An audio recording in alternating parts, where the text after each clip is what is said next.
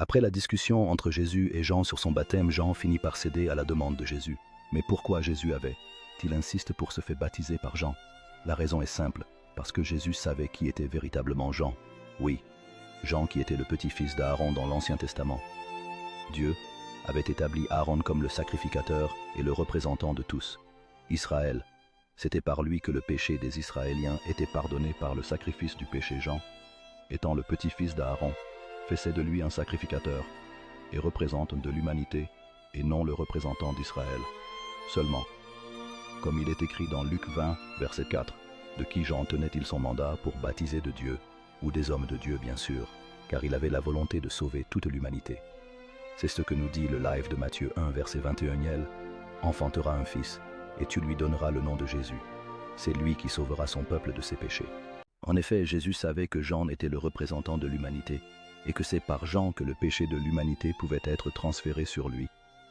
Jésus, comme ça avait été le cas dans le livre de Lévitique 16, verset 21, Aaron posera ses deux mains sur la tête du bouc vivant, et il confessera sur lui toutes les iniquités des enfants d'Israël et toutes les transgressions par lesquelles ils ont péché.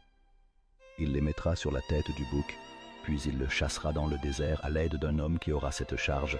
C'est la véritable raison pour laquelle Jésus voulait se faire baptiser par Jean. C'est comme ça que les péchés du monde ont été transférés sur Jésus-Christ.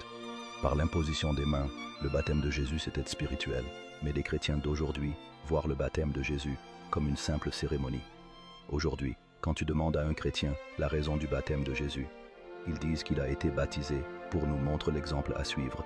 Ils ne font pas de lien entre le baptême de Jésus et sa crucifixion, car Jésus a été crucifié en raison de son baptême. Comme il est dit dans Matthieu 3, verset 16, dès que Jésus eut été baptisé, il sortit de l'eau, et voici les cieux s'ouvrirent, et il vit l'Esprit de Dieu descendre comme une colombe et venir sur lui. L'Esprit de Dieu descendu sous forme de colombe sur Jésus est une preuve, un témoignage que Dieu a validé le baptême de Jésus par Jean. Jean ne s'était pas rendu compte de ce qu'il avait fait, mais c'est le lendemain, comme le dit dans Jean 1, verset 29. Le lendemain, il vit Jésus venant à lui, et il dit « Voici l'agneau de Dieu qui ôte le péché du monde ». Jean a fini par se rappeler de la promesse qui a été faite par Dieu de sauver ce monde du péché depuis l'Ancien Testament jusqu'au Nouveau Testament. Et c'est la raison pour laquelle la Bible nous dit que l'Ancien Testament est l'ombre du Nouveau Testament. Romains 5, verset 12.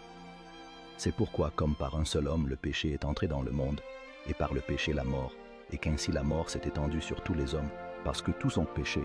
La Bible a été claire au sujet du péché. La faute d'une seule personne s'est répandue sur toute l'humanité. Ce qui veut dire, nous venons au monde pécheur. Oui, nous ne devenons pas pécheurs, mais nous naissons pécheurs. Mais Dieu, par son amour,